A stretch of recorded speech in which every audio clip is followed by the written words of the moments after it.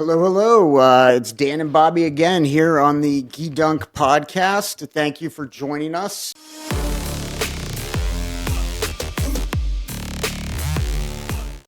We've got a kind of a special topic to discuss today with y'all.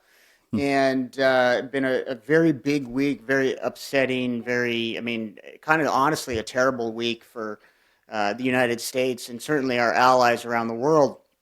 And Bobby, let's dive right in. What happened this week? So, unless you were living under a rock, I'm sure you saw what happened Friday, was it February 28th, in the Oval Office at 1600 Pennsylvania Avenue in Washington, D.C. Ladies and gentlemen, what you witnessed there, in my humble opinion, along with a few others, is the death of NATO, the death of post-World War II, as they call it, neoliberal world order. You saw the absolute capitulation and, to be honest, surrender of the United States idealistically to the Russian Federation, aka former Soviet Union. Understand something to set the scene. Between World War I, the interwar years, and World War II, historians estimate about 85 million people died from 1914 to 1945. 85 million when you count all the conflict, this, that, and the other. And part of the reason that those numbers were so bad was after World War I, where approximately 22 million people died, the United States, through Woodrow Wilson, tried to become part of the League of Nations. This is one of Woodrow Wilson's brainchildren. And the United States adopted an isolationist policy. In that isolationist policy, the League of Nations was established. Heck, the United States even headquartered it in San Francisco. For all you Star Trek nerds, that's why Starfleet Academy is there to this day, fictionally. But it was supposed to be the place where the world came together and avoided the war. The United States chose not to ratify its inclusion in the League of Nations, and basically it was a toothless paper tiger that oversaw the rise of fascism, Nazism, that took over that led to World War II because of the harshness of the Treaty of Versailles and no intermediate steps to try to mitigate those effects. Okay, we learned our lesson again, finally, and the United Nations was established right after World War II. And then in 1949, the North Atlantic Treaty Organization, otherwise known as NATO, was founded. Its sole purpose was to create the ultimate collective defense posture between the United States, its European allies, those that had fought and bled and died on the fields of battle with, so that the rising threat of communism could be checked and that democracy and liberty could thrive in the known world. And for 80-something years, almost 80 years, it pretty much held. What we saw February 28th was the President of the United States, the Vice President of the United States, the Secretary of State of the United States, literally spit on the graves of all of those lives. Literally piss on the efforts of every man and woman that had the testicular or ovarian fortitude to put on the nation's uniform and stand on that line. I don't think it's an exaggeration. Bobby, have you read Bloodlands? I have not. So there's this great book, Bloodlands. It's it's about kind of the part of Europe by this guy. It's by this guy Timothy Snyder. Relatively new book, but it talks specifically about sort of the period from, early 30s, maybe like 1932 to 1945. And so it incorporates the Stalinist deaths prior to World War II, the division of Poland, and then the Holocaust, and sort of, and it's tens of millions of people, like you say, who died in, this geographic area, really east of Germany and kind of west of Russia. So in Ukraine, in Belarus, in, Estonia, Latvia, Lithuania, and in Poland. And, it really takes its, like you said, it takes its roots from World War One, and I would think, one would think that we learned our lesson from, appeasement and World War Two, Hmm. and how trying to stay out of these messy European entanglements Hmm. actually leads to far worse messy European entanglements. Hmm. The What happened on Friday, it wasn't really appeasement per se. Appeasement is, we still don't like Russia. We're gonna, Hmm. give them what they want, and hopefully they'll stop. This was almost like this was a trading sides, right? I mean, Yeah. I think the official Yeah. policy of the United States of America is we're on the side of Russia now. It appears. Right. So in Europe, they're calling it alignment, not appeasement. The United States aligned with Russia. I have a very hard time even citing and saying that. Where after that meeting in the Oval Office, two things happened that I could not believe. Number one, the White House kicked out the Ukrainian delegation, kicked them out of the White House. So forget the rude treatment that you saw on camera. They were supposed to have a meal. They kicked them out. Food sitting on the tray. Okay. Then Russian official state media and their official spokesperson said the United States is in alignment with what we are saying. We have officially become Putin's puppet. And you want to know how you can tell? You want to know how you can tell? Show me one place in Donald Trump's entire political career, one time, where he went after Vladimir Putin the way he went after Volodymyr Zelensky, with that Oh, same type of there's intensity, effort, fervorness. Where? Because I'll tell you yeah, right now, 2018 Helsinki, I have two dogs, and neither one of my dogs are that well behaved when they deal with me. I'm just telling you. yeah. Show me when he did anything remotely that No, intense. it's more than that. I mean, I think he truly is aligned with Putin. I don't think that this is hyperbolic anymore. I mean, I think if you go back to 2016 and the Mueller investigation and things of that nature, I mean, you can certainly make this argument that um, I never believed this argument. I think the signs have always been there, but one could say, oh, it was this overblown sort of political thing, and much of MAGA believe that, but not anymore. I mean, this is 100% the policy of this administration is that we are aligned with Russia, Mm-hmm. and Mm-hmm. the you know I want to kind of frame this the right way for the listeners. This is Russia has not been our friend at Mm-mm. any point. Mm-mm. Let's we can review sort of some of the things that the Russians and America has um, come to loggerheads about over the years. The Korean War, right? They were supplying Yes. Kim Jong Il. They were, directly supplying the Chinese communists who came in and fought in the Korean War. In the Vietnam War, they were providing military aid constantly. A big internal debate in American foreign policy was, should we Mm-hmm. mine the harbors at Haiphong and to Mm-hmm. prevent these Soviet ships, these Russian ships, from bringing weapons to the North Vietnamese. We've been actively trying to essentially to kill their soldiers in Afghanistan in the 80s by supplying the Mujahideen with Mm-hmm. Stinger missiles and things like that. Mm-hmm. They flipped the script on us. They were trying to kill us in Afghanistan, and this was, the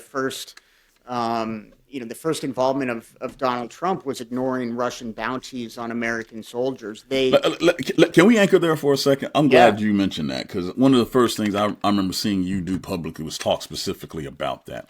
hmm Make no mistake. For those of us that wore the uniform, we know this. The Russian government targeted American service members in Afghanistan and other places around the and world. Iraq, In and Iraq. I Iraq. mean, they operated through proxies, Yes. but let me tell you. So go into Iraq for a second, right? And for those of you who may not have served or been over there, let me tell you a little bit about kind of the tactical situation on the ground. Certainly when I was there, but also throughout, right? Mm-hmm. So we were fighting an insurgency, a multi-year insurgency that received funding from Iran.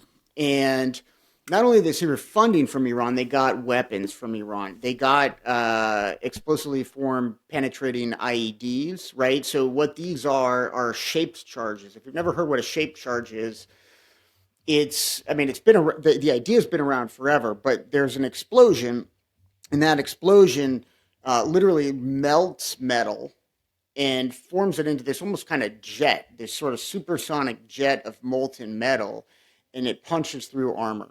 And so it's not just a big boom where, like you have a large firecracker or something like that. There's actually a shaped charge, which has the ability to punch through and melt, instantaneously through sheets, through inches of steel, through inches of armor. And so the insurgency, they found pretty quickly that their best method for killing us was to kill us in our vehicles. And they really didn't have the ability. I mean, they could shoot at us certainly, but the way their biggest bang for the buck was to kill us in our vehicles, kill us in Mm-hmm. those Humvees that you see in Mm-hmm. every picture, right? And the way they did that with these EFPs, and they got the EFPs from Iran, who was Russia's proxy state. And Mm-hmm. so, they killed thousands of Americans in Iraq with Mm-hmm. these explosively formed penetrators, and um, that was by far the biggest thing I ever worried about over there. I hardly ever was worried on a target. Right. The only time I felt safe in that country was when I was outside of a vehicle.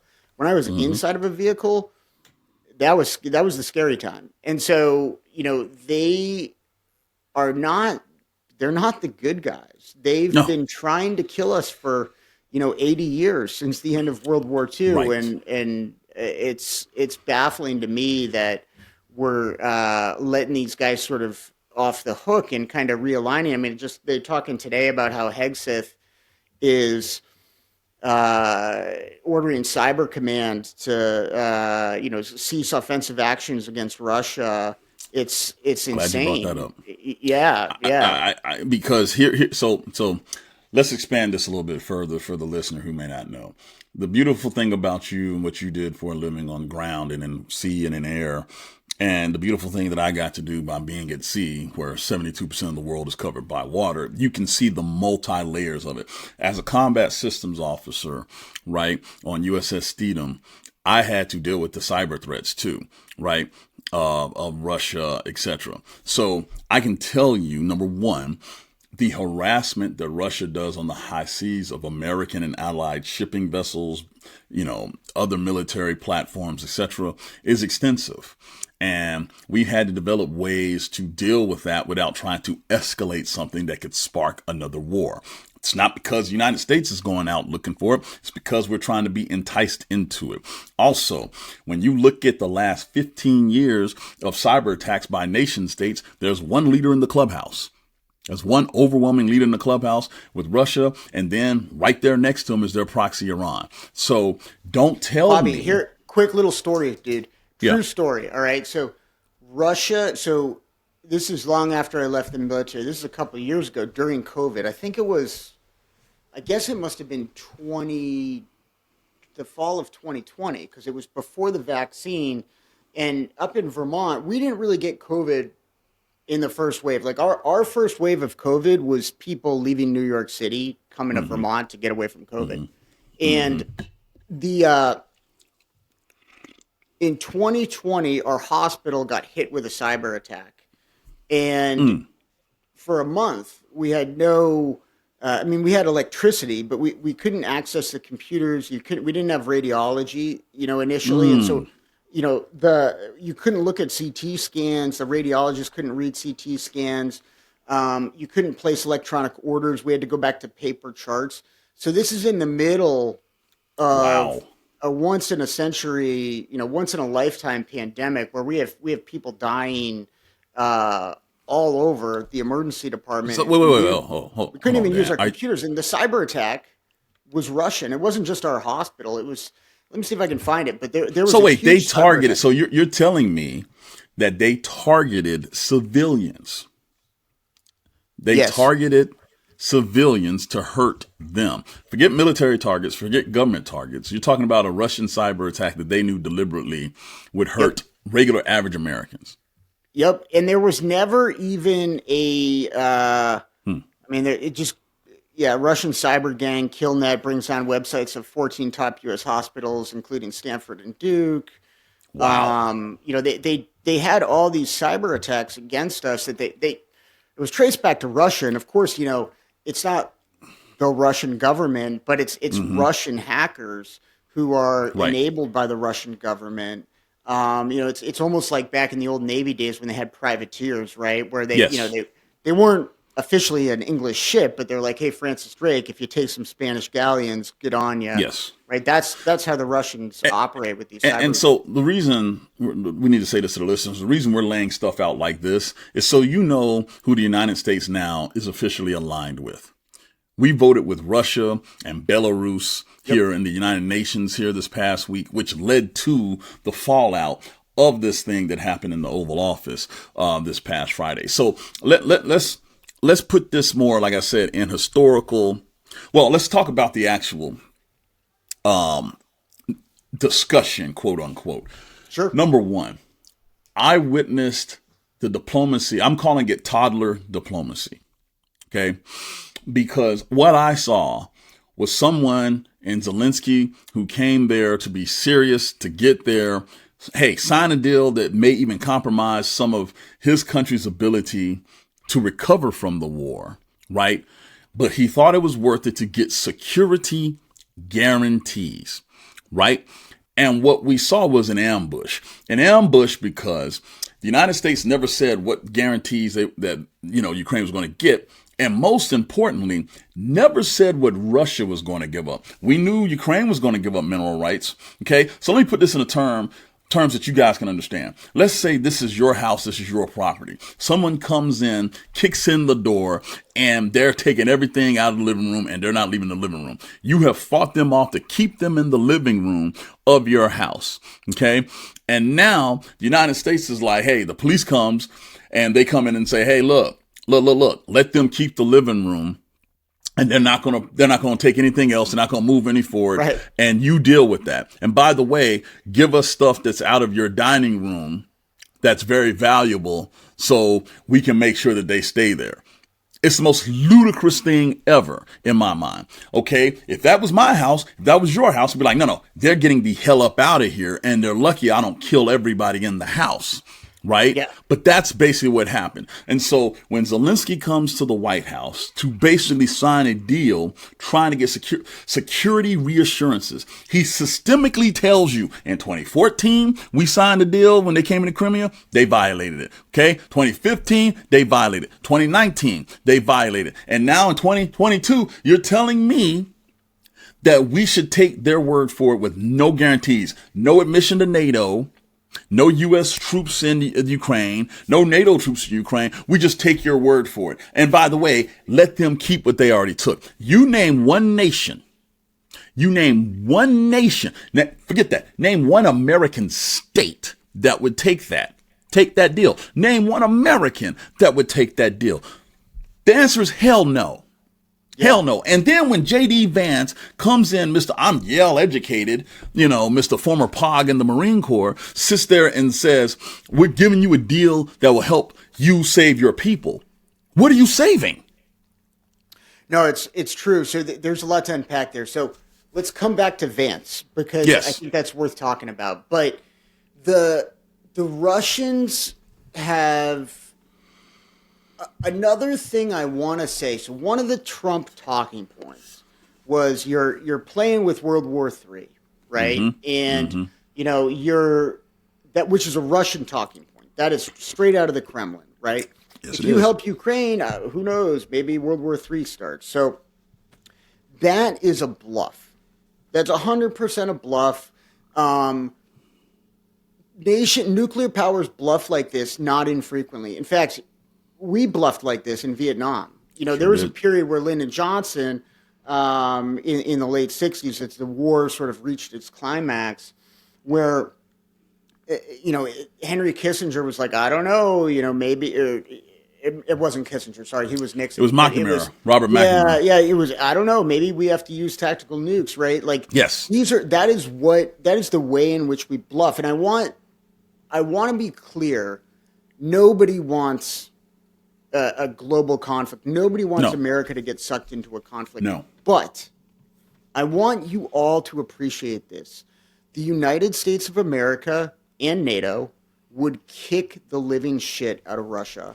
Thank you. Yes. And Thank you for saying that. nobody can hang with us kinetically. That is a fact. There is nothing. I mean, I can tell you on the soft side, we would annihilate aspects of the Russian military. In a NATO conflict, I mean, they have thousands of miles of border against NATO countries. They can't defend that. I mean, Bobby, tell me, without revealing anything classified, Right. did you spent 20 years, shadowing Russian fleets and Russian ships and doing that. I bet you guys had a plan for if the balloon went up. I'm going to tell you right now. So, most of the Navy's surface combatants, United States Navies, have this thing called Aegis, the Aegis Combat System. Okay, I was a combat systems officer. It was my responsibility to run that. It was designed strictly, originally, and solely for the defeat of the Russian fleet. Okay, and all the weapons that they came up with, every time they came up with new stuff, we had upgrades to defeat it. The sole purpose, literally, of the American fleet, where all these hundreds of ships that have this capability, is to kick the crap out of the former Soviet Union, now Russian Navy. It would be quick. It would be fast. My thing is, and this is why they keep bluffing the World War III thing, is Russia knows they can't beat NATO straight up. They would hope for China and Iran and everybody else to jump in, but understand this. NATO's pretty goddamn powerful. And then if you want to play that game, this thing called ASEAN, with the 10 Asian nations that are around China that have formed basically their regional NATO to stop China, let me tell you, let me just be very clear. They love rattling the saber, but they don't want to take that saber out of the scarab. They No, don't. they would be. They don't. They would be. I mean, look at the map. The Norwegians, the Finns just trying to. I mean, you've got, if you're Russia, you have threats from everywhere. You have threats from the south, threats from the west, threats from the east. You've now expended 750,000 young men and women's lives in Ukraine. Yes. And I mean, you're trying to get the United States of America to be afraid of you. We would kick the shit out of you. And let me say this too. I'm glad you brought that up. So this whole conversation that happened Friday was held not in good faith, because it wasn't held in reality. J.D. Vance had the nerve and audacity to say, you're having trouble getting people to join your military. Meanwhile, how many North Korean troops were basically brought in by Russia and immediately pushed to the front? Do not stop at go. Do not collect $200. Move your ass to the front line, and became immediate cannon fodder for the Ukrainians. Why? Because the ass kicking that the Ukrainians were giving the Russians was so thorough, so demoralizing. You had an exodus of Russian men dodging their draft and could not replenish their ranks. They had to go to prisons and North Korea. Let me say that one more time. Prisons and North Korea's, because just Ukraine was kicking that kind of ass. Yeah. Now, magnify that and say, European nations come in, NATO nations come in, and it's still Russia with North Koreans, maybe even China comes in limitedly. Understand that tactically, for the majority of this war, the Ukrainians have defied odds and have kicked the teeth out of Russia, which is why Putin, ironically, is using the United States to exhibit soft power on Ukraine. He doesn't have a leg to do it on. He's using us. We, United States, are Russia's proxy. For the first time in our history. For the first time post-World War II, we have said we are an exact reversal. And you know how you really can tell that this is like seismic. The entire time, I watched that conversation maybe 4 times. I looked at Marco Rubio, the Secretary of State, the son of Cuban immigrants. Little Marco. Sit there and try to disappear into his couch because he understood what is happening and then had to collect his thoughts. And along with every other cabinet member that Trump had to go on social media. In his case, he had to go on Fox and try to clean this up. While he's doing that, every leader in Europe, for the most part, with the exception like Belarus, came out defiantly against what happened. And now over the weekend, we see the European leaders all rally and meet physically. They took the time to travel to see Zelensky in person and said, we will back you. And now we're at a point where they are openly asking the question, we can no longer rely on the United States as a guarantee of security in Europe. That means we must do what we did in 1910, 1911, 1912 to 1914, ramp up an arms race in Europe. Yeah, and I think, I am not, I never went to like the war college or anything. I didn't stay in long enough for that. But I kind of think the Europeans plus Ukraine can take Russia on their own. If they make that seismic decision to do so, I think they could take on Russia. Here's the thing, though. And this is where the average American citizen needs to pay attention. You run around saying USA, USA, and American number one. When that happens, if that happens, the United States will be forever cut out of leadership around the world. 100%.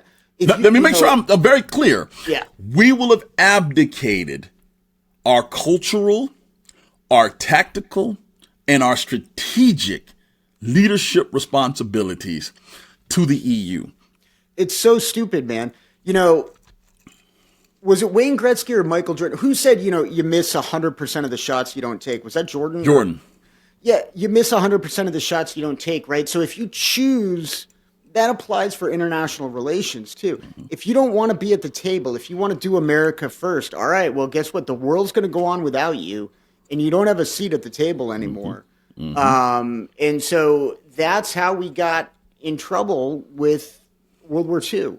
Yes. And for 80 years, the peace has been kept between great power conflict by just being allied with NATO and essentially being aggressive with Russia and saying, hey, you guys, you need to think twice because the hammer will come if you try to do anything that, to a NATO country. And I think you nailed it on the head. I think there's another aspect, right, of this that I don't think the average American realizes.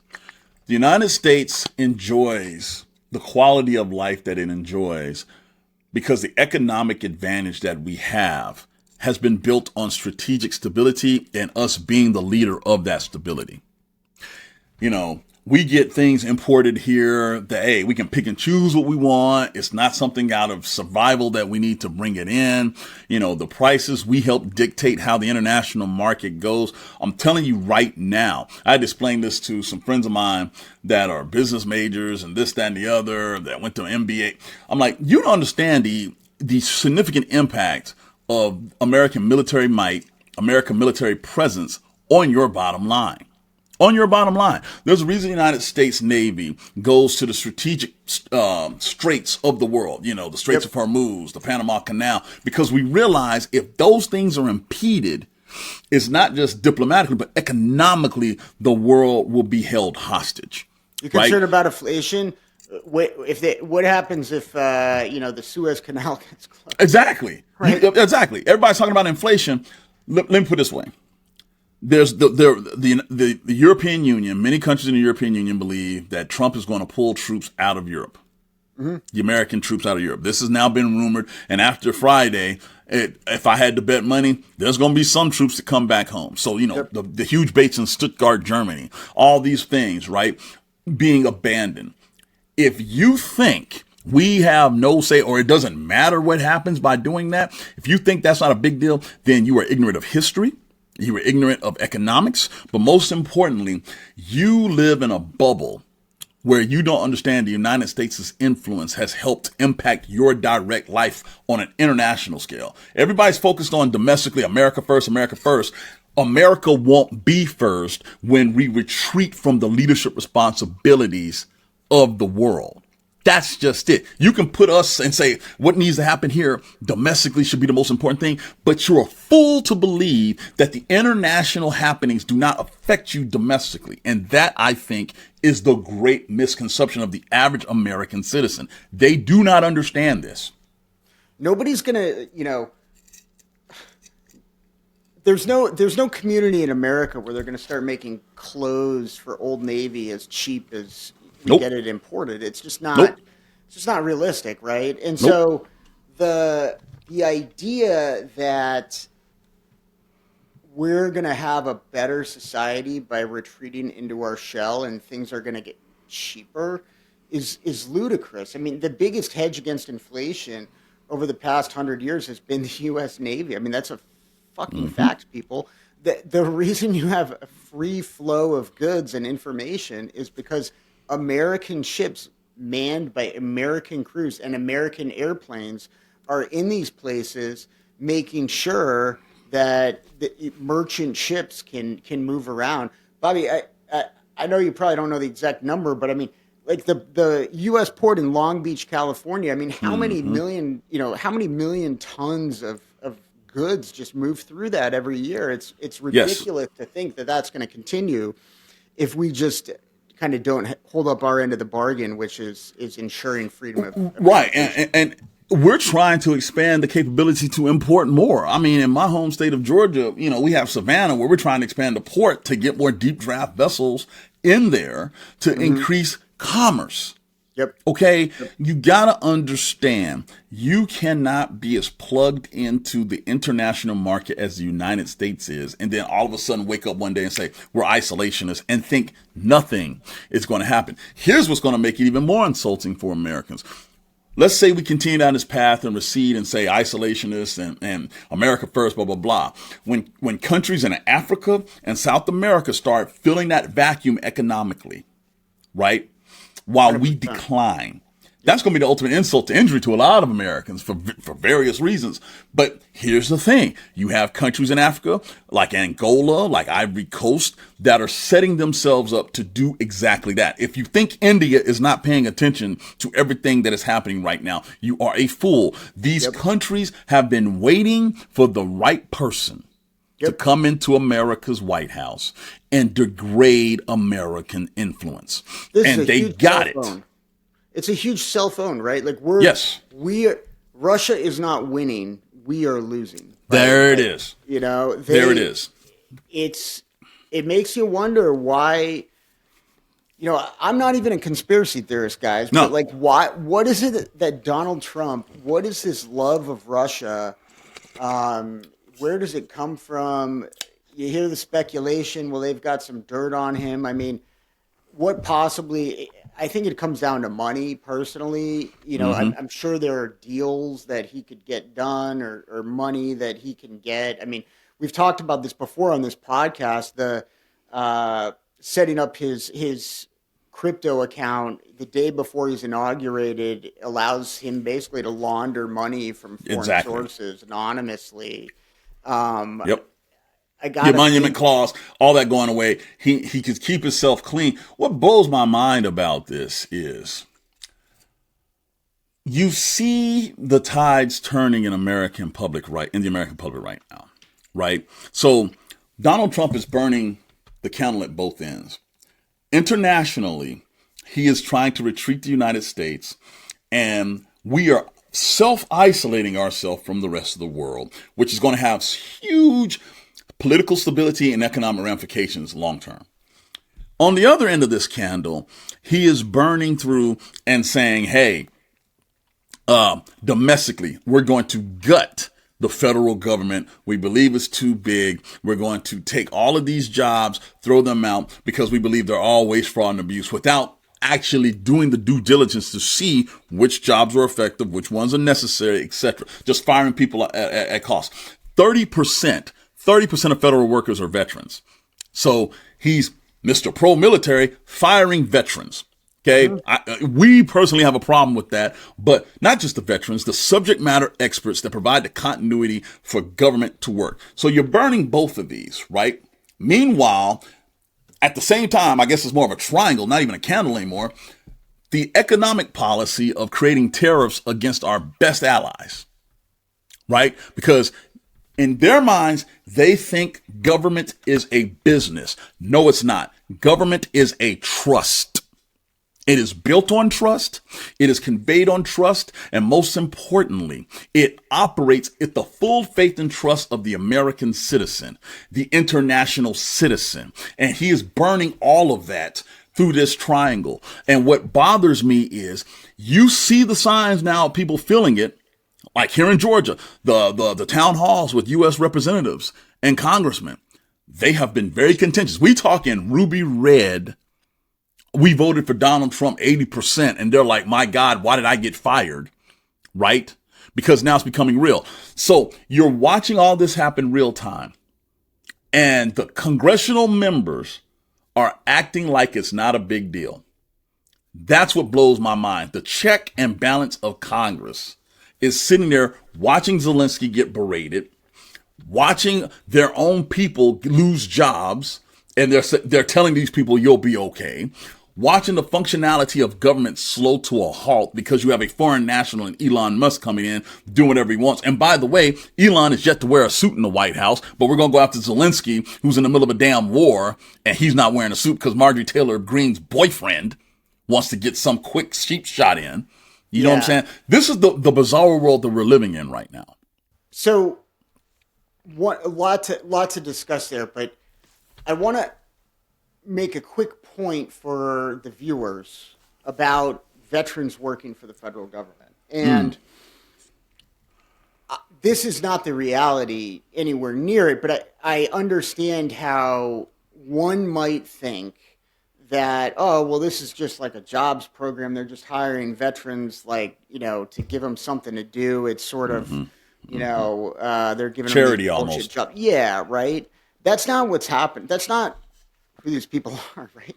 These are people who get out and become, GS-14s or whatever, and go and work for the U.S. government because they have legitimate subject matter expertise in these areas, right? The DoD employs maybe millions, I don't know, at least tens of thousands at a minimum of civilians who are responsible for allowing our military to do what our military does. So this is not it's not a jobs program. It's not a charitable thing. It's taking people who have served in uniform and have an understanding of how the military works, and then having them move to these roles of being civilian enablers. And that's true for many. This is true in Department of Energy. The Department of Energy, they make cuts to DOE. Guys, who do you think runs our nukes, right? Like, the nuclear program, our nuclear weapons are under the Department of Energy. You kind of want some people who know what they're doing, dealing with our nukes and then our nuclear power as well. I mean, it's really short-sighted is not even the word. It's just straight stupid, right? If you want to use the business analogy, if you took over a real company that actually made a product and wasn't just fucking Twitter, where all you have is a website that people yell at each other on. If you took over, General Motors and just categorically fired, 30% of the workforce, they're not going to make cars anymore, guys. Like, this is the stupidest thing we could possibly do to our government, and it's a cell phone. And you're right, Elon Musk is a literal foreign national, right? Who is from apartheid South Africa. Yes. Clearly, his sympathies lie with that. Yes. and he thinks that he can fire hundreds of thousands of people, and the U.S. government's going to have the same results. And it's not true. Well, I can tell you the thing that disturbed me the most was Congress finally asked the question, who's in charge of Doge? And they were like, well, it's not Elon. Well, then who Right. the hell is it? Where's the command and control of a non-sanctioned, non-congressionally approved committee slash department, whatever you want to call it, to eradicate and eliminate the jobs of hundreds of thousands of people? You're telling me no one's accountable for it? Yeah. You see what I'm saying? That's what's beautiful about what they're doing from a diabolical standpoint. They are pulling this off and they are relying on Congress not to do their job. Yeah. That is ballsy. And here's Congress, the thing, Congress is lying down and doing it. But back to Ukraine, man. I mean, Congress, by and large, including large swaths of the Republican caucus, support Ukraine. I know. Dan Crenshaw, right, who is a buddy? MAGA Trumpy guy. I mean, he supports arming Ukraine. These are not. These views are outside of not just the political norm for the average American. They're even outside of the Republican caucus's norm, and it's just crushing our own national security as a cell phone is. It's one way to go about it, I guess. Well, the problem here is you're trying to, revamp and streamline government. And you're taking a transactional approach to everything that you do, right? Well, my thing is the transactional approach to government is not necessarily going to be a successful one because, again, going back to what I'm saying, it's not a business and government is not supposed to be solely transactional. It's supposed to be, in many respects, aspirational. It's supposed to fill the holes of things going on. I'll give you a perfect example. Right now, as I speak, North Carolina and South Carolina are on fire. There are over 100 wildfires that have been started in the last week, right? FEMA, Federal Emergency Management, has been gutted. And so the response has been slow. People don't know what to do. And if you notice, a certain news organization that loves to parrot the talking points of the White House has not mentioned these fires basically at all. Why? Because it's a failure of leadership. Everybody will sit there and say, we don't need it until you need it. Right?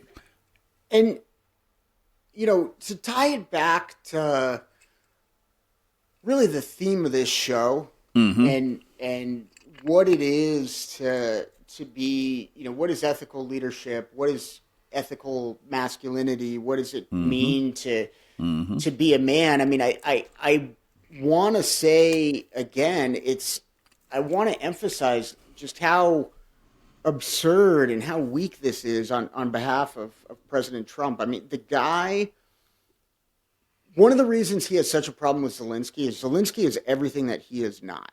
I would agree. Right? Zelensky's a man of substance who should be dead right now, who had targeted Russian Spetsnaz kill teams, in his city trying to kill him, and he didn't leave. And he really is, there was that night that early in the war, maybe the first week of the war, when the Biden administration offered him an evacuation, and he was like, I need ammo, not a ride. I mean, the guy is inspirational leadership. I would say even more so than Winston Churchill in World War II. When you look at Churchill, the Germans never crossed into England. Sure, they dropped some bombs, right? But they never crossed the Channel. The Operation Sea Lion never actually happened. took place. So Ukraine had Russian troops, jump into whatever the airfield was on the first day of the war, and they were going for it. They were trying to decapitate the Ukrainian government. And not only did the Ukrainians, beat their ass, they pushed them back. And then we developed this stalemate, and they've been holding the line for years. I mean, this is the best in national leadership that anyone can hope for. And the dude's a fucking gangster, man. Like, man, look, someone over on the British media, I want to say it was LBC, said it best. James O'Brien, I want to make sure I give him credit. Yep. He said, I don't think it's an exaggeration, even though the century is only 25 years old, to say Volodymyr Zelensky is by far the most inspirational war leader of the 21st century. Oh, but no doubt. And when you stop and think about it, he's 100% accurate on that. No doubt. We have never, like he said, we have not, he goes, this century, since 2000, we have never seen such a nakedly aggressive enemy come into play like we just saw with Russia dealing with Ukraine. And let's show the video. Yeah, bring that up. Bring that up and just remember what he did. This is what, night 2? This is, I want to say? So maybe the Russians attacked 3 a.m. And so this is, the next cycle of darkness. Zelensky's in Kyiv, and check this out. Лідер фракції тут, голова Офісу президента тут, прем'єр-міністр Шмигаль тут, Подоляк тут, президент тут. Всі ми тут, наші військові тут, громадяни суспільства тут, всі ми тут. Захищаємо нашу незалежність, нашу державу. І так буде й далі. Слава нашим захисникам, слава нашим захисницям. Слава Україні! Now, he was offered asylum by the United States, by the UK. Yeah. Heck, his family was offered to take off. They all said no. Yep. And to me, not only is that leadership, when you see how powerful leadership is, like I said, I remember the former heavyweight champion of the world, what's his name, Klitschko, who's mayor of, he's mayor of Kyiv at that point. Yeah. The man picked up a Madus, so, 50 cal, which if you have not been in the military, that thing is heavy. And this guy's 6'5", 6'6". Yeah. Picks it up and he starts walking to the front like we're going to kill Russians. Who's like, we're going nowhere. 130, 150 pounds. I was like, holy shit. Yeah. It's like, I mean, seriously, it was like a moment out of a movie. Yep. Where this dude's like, if they think we're running, they have something different that they're about to get. And you just sit there as an American and all the stuff, all the trash that we have taught based on what our grandfathers did and great-grandfathers did, they're actually living and doing. And we got a lot of Twitter tough guys in our country, a lot of keyboard activists that talk a big game. They're doing it. I mean, I'll never forget one of the ladies in their parliament became a sniper. And she's wearing like Ukraine colors. And she's picking off these dudes from the rooftops in Kyiv. She's like, not on my watch. And I mean, because she was like a Nordic skier, what do you call it, biathlon? What are those? And she was like, I know how to shoot. I will take them out, and was taking dudes out. And so when you talk about inspirational leadership, when you talk about, as far as the 21st century is concerned, I completely agree with that statement. And when you going back to what you said about he's everything Trump's not. Yep. All the AI pictures of Trump looking like a badass, being cut and ripped and this, that, and the other. Like it annoys him that Zelensky's actually doing it. The man has grown a beard. He's become, to be completely real, like the 21st century version of what masculine leadership looks like. And he never tried to be that guy. He never tried to. Being a man does not, it's not about having other people be afraid of you. That's the stupidest thing. That's the most facile adolescent idea of masculinity. Men, real men, make other people feel safe when they're around. Vladimir Zelensky, right? Like Zelensky he makes his people feel safe. Yes. He is, I want to read, this was his speech, I think the night before the war. And, just listen to these words. So this is Zelensky, right? We know for sure that we don't need the war. Not a cold war, not a hot war, not a hybrid one. But if we'll be attacked by the enemy troops. If they try to take our children away from us, our freedom, our lives, the lives of our children, we will defend ourselves. Not attack, but defend ourselves. And when you will be attacking us, you will see our faces, not our backs, but our faces. That is incredible. No, it's the definition of standing up for something that you believe in. Like you said, he wasn't going looking for the fight. He didn't have a choice. It was brought upon him. And so, which brings me to this other point about the realism of where we really are. The fact that Trump's, and I will use the term acolytes, are trying to gaslight us into saying Russia didn't invade Ukraine. Bruh, we all saw it in real time. On TV, on social media. You can't gaslight the entire world when we witnessed it live. Okay? And my thing is, going back to what you said about the masculinity thing, Trump thinks that being vocally tough is what it takes to be a man. It's about action, not words. Words can inspire, but actions are what last. Okay. And when you have someone that can do both, inspire you and take the actions to make things last, then you're dealing with a full grown ass man, in my opinion. Right now, Zelensky will sit there and tell you there are people in his country that aren't totally happy with how he's conducting the war or this, that, and the other. Same happened to Churchill. Churchill got voted out in 1945 before World War II. And people forget that. Okay. The man that rallied the troops and kept England from being invaded was a very flawed man, and he got voted out. He didn't get to see the end of the war as prime minister. I get that. But here's the thing. When you think Churchill now, you think of one thing. You think of how he stood up against the Nazis. Despite all the flaws, despite his failure as Sea Lord of the British fleet in World War I, despite some of the racist things that he did in India and regarding India, the world remembers him for being the one guy at one point by himself that said, we will not bend to the Nazis. Period. Period. You've seen Band of Brothers, right? Yeah. You know, so that if you haven't seen it, great series. I mean, it really, along with The Sopranos, kind of reshaped the way that I think we viewed TV. So it was an HBO series it might have even been before 9/11. I don't remember exactly when it came out, but it was right, early 2000s. Band of Brothers comes out. It follows Easy Company, which was this parachute company in the 101st Airborne in World War II. Saw a ton of combat. They dropped in on D-Day. They dropped in on Market Garden. They fought at the Battle of the Bulge and Bastogne. And the company commander is this guy, Dick Winters.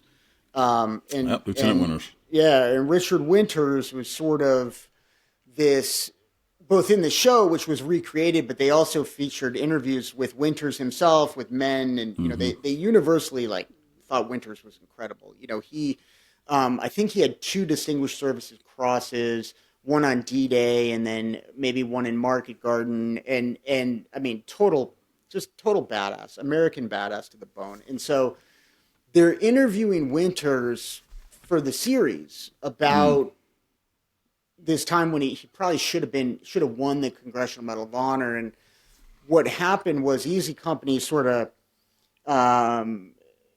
in a flat area, like a field, an open field, and they realized there are Germans kind of up on this high ground. And they realize they're pigeoned in by artillery, and it's like, can we go to the left? Not really, because of this. Can we go to the right? Not really. Can we retreat? We can't really retreat. And so what's our option? And Dick Winters is like, we have to attack. That's all we can do. And there's this scene which is real life. It's a real life. It really happened where they were going to attack on when somebody throws out this red smoke.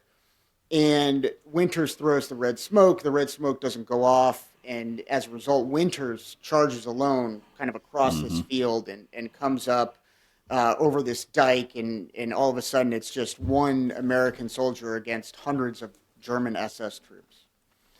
And, a few seconds later, the rest of the company runs up and gets online, and they get in this sort of shootout, close range, and what have you. And it's a really incredible scene and a major victory for Easy Company. But the reason I bring it up is when they're interviewing Winters about it 50, 60 years later for the series, what he says is, when you're a leader, you have to take the hard ones too.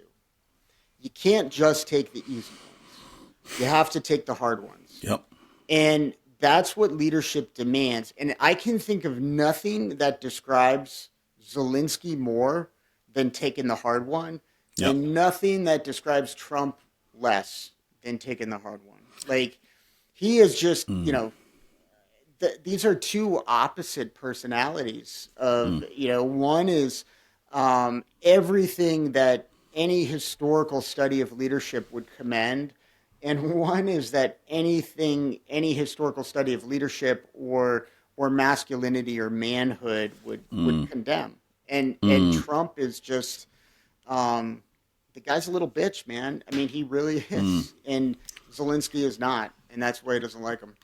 I tell you, you kind of summarized it very well there. The one thing that we also need to remember is Trump wanted Zelensky to interfere in the American election.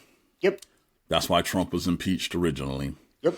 And Zelensky, being a man of integrity, said, no, we're not doing it.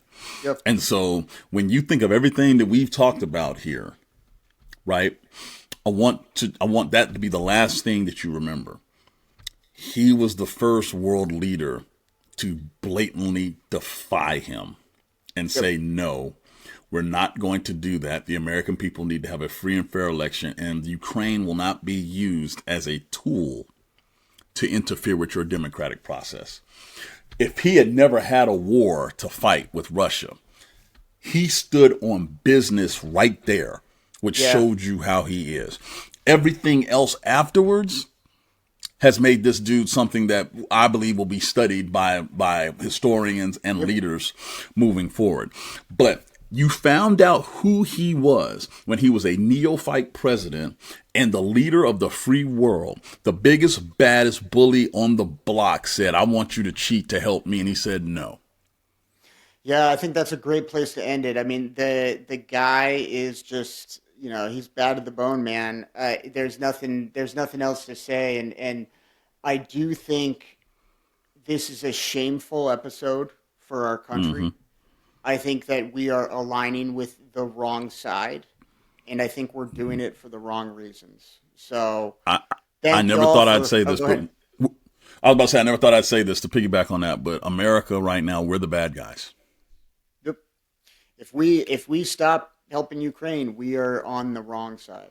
So we will be on the wrong side of history. Thank you for listening. And next time, hopefully, we have some lighter things to chat about. Maybe we can get back to the Zizian update and I'll tell you a little bit about J.D. Vance's ski trip to Vermont, which didn't go as well as you may have hoped. Yeah. Leadership. Yeah, exactly. All right, Bobby. Good to chat with you as always, and thanks for listening, guys. We'll see you again soon. Thanks for listening, guys.